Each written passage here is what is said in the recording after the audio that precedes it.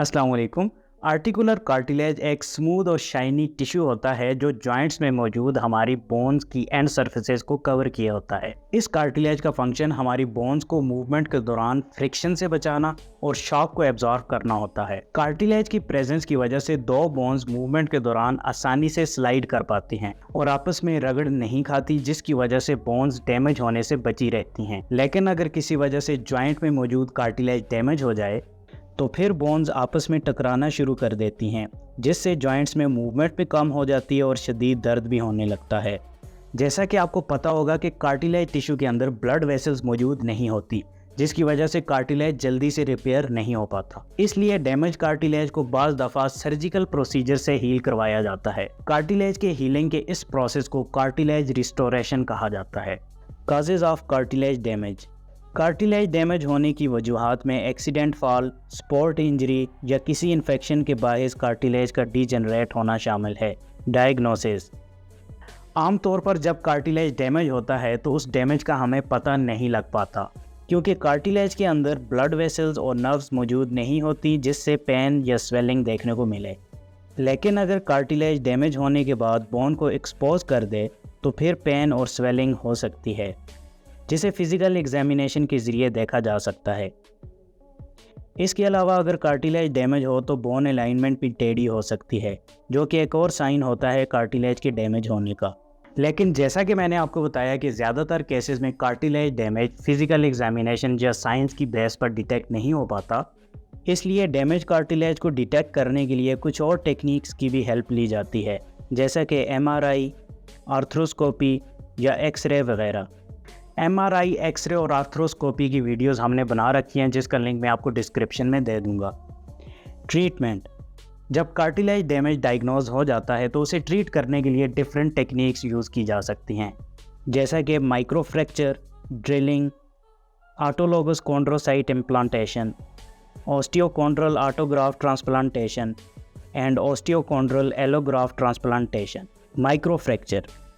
Micro fracture procedure के दौरान arthroscopy की मदद से जॉइंट में डैमेज कार्टिलेज के पीछे मौजूद बोन में एक शार्प टूल के ज़रिए होल्स क्रिएट किए जाते हैं। होल्स करने से उस एरिया में ब्लड सप्लाई इंक्रीज़ हो जाती है, जिससे डैमेज कार्टिलेज को हील होने में नॉर्मल से कम वक्त लगता है।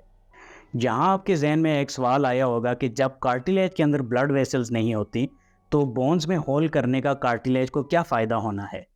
जब डैमेज कार्टिलेज के गिर्द ब्लड सप्लाई ज़्यादा होगी तो कार्टिलेज में न्यूट्रिएंट्स और रिपेयरिंग एजेंट्स ज़्यादा मकदार में डिफ्यूज़ कर जाएंगे और साथ साथ कार्टिलेज मेकिंग सेल्स की नंबरिंग में भी इजाफा होगा, जिससे कार्टिलेज पहले से ज़्यादा फास्ट हील होना शुरू हो जाएगा। ड्रिलिंग का प्रोसीजर भी आर्थ्रोस्कोपी की मदद से परफॉर्म किया जाता है। इस प्रोसीजर में एक सर्जिकल ड्रिल की मदद से डैमेज कार्टिलेज के पीछे मौजूद बोन में होल्स किए जाते हैं। लेकिन इस प्रोसीजर का एक नुकसान ये होता है कि ड्रिलिंग के दौरान जो हीट प्रोड्यूस होती है उससे होल्स के इर्द गिर्द के टिश्यू भी डैमेज हो जाते हैं। इसलिए आजकल के सर्जन इस प्रोसीजर को ज़्यादा रिकमेंड नहीं करते, बल्कि इस प्रोसीजर की जगह माइक्रो फ्रैक्चर को प्रेफर किया जाता है। Autologous chondrocyte implantation. Autologous chondrocyte implantation in short ACI का प्रोसीजर 2 स्टेप्स में परफॉर्म किया जाता है। पहले स्टेप में आर्थ्रोस्कोपी के ज़रिए जॉइंट के नॉन वेट बियरिंग एरिया से कार्टिलेज का सैंपल लिया जाता है। इस सैंपल को फिर लेबॉर्ट्री में 3 से 6 हफ्तों तक कल्चर किया जाता है। कल्चर करने से कार्टिलेज की नंबरिंग इंक्रीज़ हो जाती है और फिर सेकंड स्टेप में कल्चर किए हुए कार्टिलेज को डैमेज एरिया में पैच कर दिया जाता है। सेकंड स्टेप में जॉइंट को सर्जिकली ओपन किया जाता है, जिसे आर्थ्रोटोमी कहा जाता है। इस स्टेप के दौरान सर्जन पहले कार्टिलेज के डैमेज एरिया को काट कर एरिया को प्रिपेयर करता है। इसके बाद कल्चर किए हुए कार्टिलेज को एक मेम्ब्रेन की फॉर्म में प्रिपेयर एरिया पर पैच करके स्टिच कर दिया जाता है। इस मेम्ब्रेन में कार्टिलेज फार्मिंग सेल्स होते हैं जो डैमेज एरिया को दोबारा से रिपेयर कर देते हैं। अब क्योंकि इस टेक्निक में कार्टिलेज पेशेंट की अपनी बॉडी से ही लेकर पैच किया जाता है, इसलिए इस इम्प्लांट को रिजेक्ट होने के चांसेस नहीं होते। Osteochondral autograft transplantation. Osteochondral autograft transplantation procedure में पेशेंट के जॉइंट के किसी नॉन वेट बियरिंग एरिया से कार्टिलेज काट कर डैमेज एरिया में ग्राफ्ट कर दिया जाता है।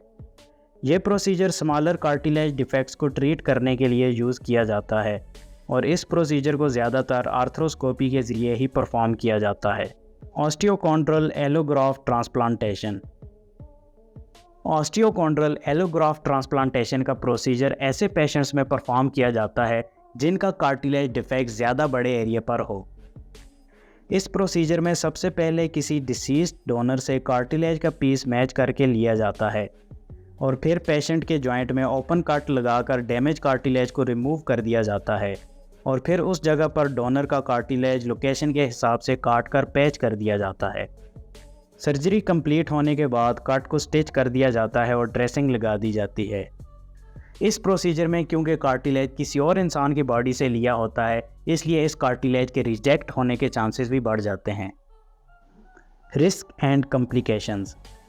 किसी भी सर्जरी की तरह कार्टिलेज रिस्टोरेशन के भी कुछ रिस्क फैक्टर्स और कॉम्प्लिकेशंस हो सकते हैं, जैसा कि लगाए गए ग्राफ्ट का अपनी जगह से डिटैच हो जाना, एलर्जिक रिस्पॉन्स या इन्फेक्शन का हो जाना, या फिर एलोग्राफ्ट का रिजेक्ट हो जाना वगैरह।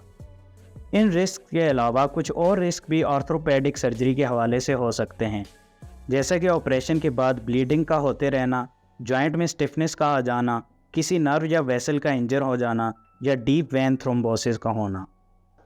डीप वेन थ्रोम्बोसिस पर भी हमारी वीडियो बनी हुई है, जिसका लिंक मैं डिस्क्रिप्शन में दे दूँगा। आज के लिए इतना ही, मिलते हैं अपनी नेक्स्ट वीडियो में। तब तक के लिए मुझे इजाज़त दें। शुक्रिया। अल्लाह हाफिज़।